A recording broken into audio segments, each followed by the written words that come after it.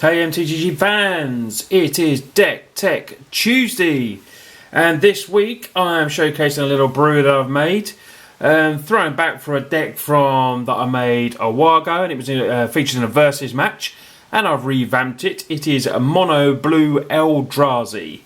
So let's start looking at the cards, see what we have. I'm going to start off with the spells this time, not the creatures, because the spells are mainly what we want to play first, just so we can bide our time to get to our big beaters.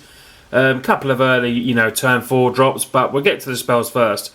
So, blue is counter magic, and that's the way I like to play at the moment, and always, as Connor would say. So, we're going to start off with Spell Shrivels. It counters target spell unless the controller pays 4. If that spell is countered, we get to exile it instead of putting it into their graveyard.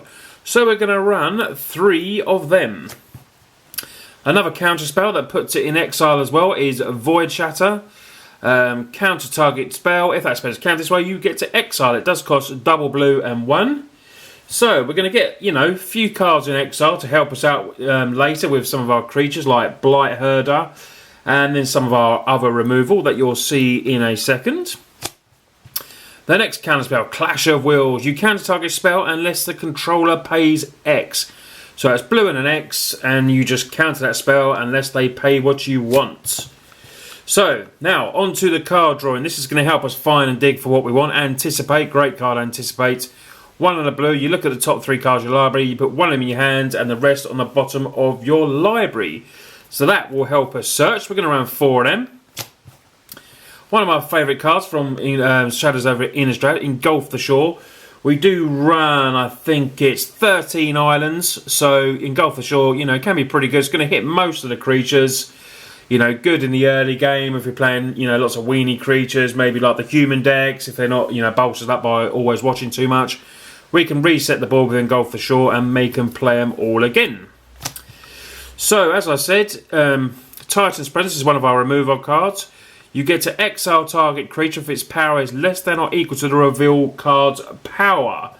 So we do run, obviously, colourless creatures in there. All our creatures are colourless, and they're pretty big, so should be able to hit quite a bit with Titan's Presence. If not in the sideboard, if we need some earlier removal, we've got Spatial Contortions that you'll see in a minute as well.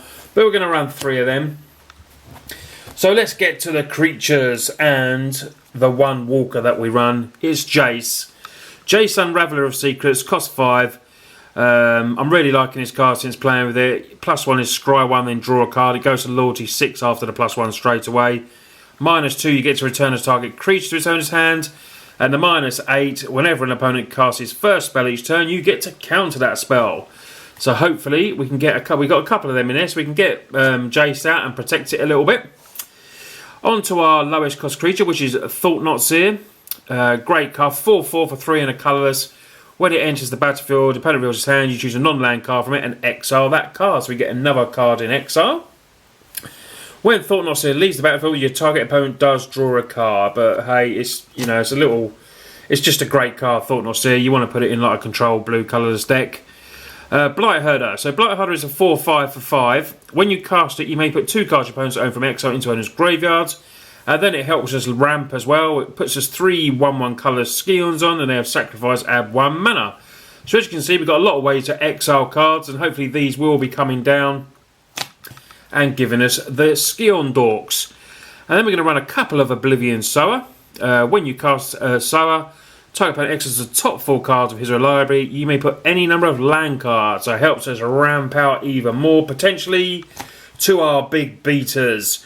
So the big beaters is the one only Ulamog, the Ceaseless Hunger. When you cast the Ceaseless Hunger, exile 2 target opponents. It's indestructible, it's 10/10, and it mills them for 20 when you attack. We're going to run 3 of them. And our other big beater is the 12/12, 8 and 2 colourless. Kozilek, the Great Distortion. Helps with the card draw in case we're short on cards. If you have fewer than 7 cards, you get to make up the difference. It has Menace. Discard a card with coverage in mana cost X, and you get to counter that spell with coverage in mana cost X. So that is pretty sweet, and works well with blue, I think, Kozilek. So that is our big beta creatures. So you can see what we want to do. We want to control the board with our counter spells, removal. engulf the shores, sending it back until we can get down some big old Kozilaks and Ulamogs and hopefully just sweep them away. So we quickly go through the lands. We got a couple of Evolving Wilds. Maybe want to up that for 3, not too sure. We got 13 islands. What else have we got in here? Oh, a nice foily one there. We got 4 Shrine of the Forsaken Gods. Obviously tax for colours and helps us ramp as well. We got a few wastes in there, got 4 wastes. And we've got 1 of Bloated Cataract, which you can pay 6, sacrifice and draw a couple of cards. So that is the deck, guys. Like I said, you can see what it is. It's like mono blue Eldrazi, you know, control-y sort of deck. You shouldn't really, you know, maybe the land is going to take a bit of fixing. Maybe I've not got the right amount of islands and wastes and stuff like that. But that's just all, you know, testing and playing, and we see where we go from there. So we're going to go on to our sideboard now. Worried about flyers. Obviously, Eldrazi Sky Spawner is a nice, you know, early creature. Gets us a colourless Skion down as well. And it's a 2/1 flyer for 3. So we're going to run 3 of them. Been playing this, and there's a lot of one of in my blue decks at the moment. Learn from the past. Target player shuffles his or her graveyard into their library. You get to draw a card. Just in case they're, you know, really dependent on their graveyard.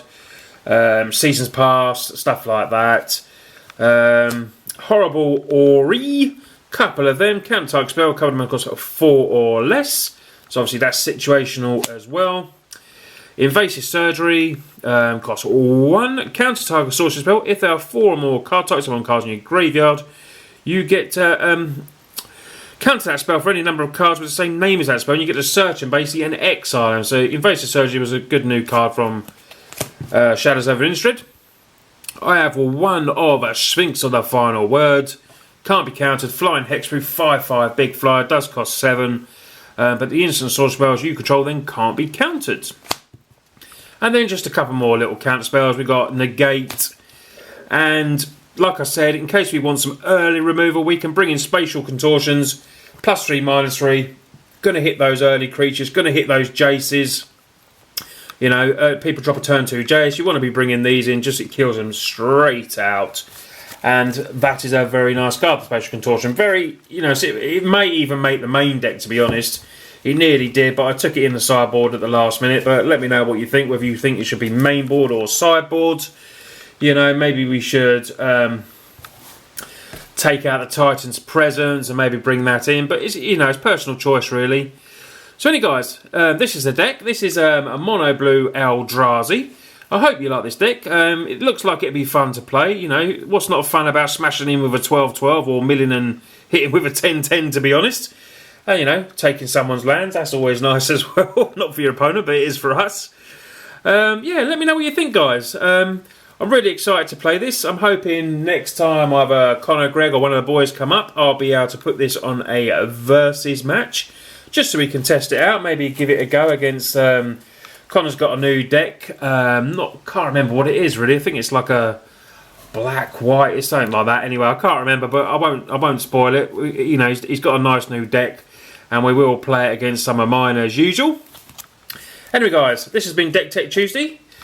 Please leave a like and subscribe, and I'll see you guys next week. Cheers, guys.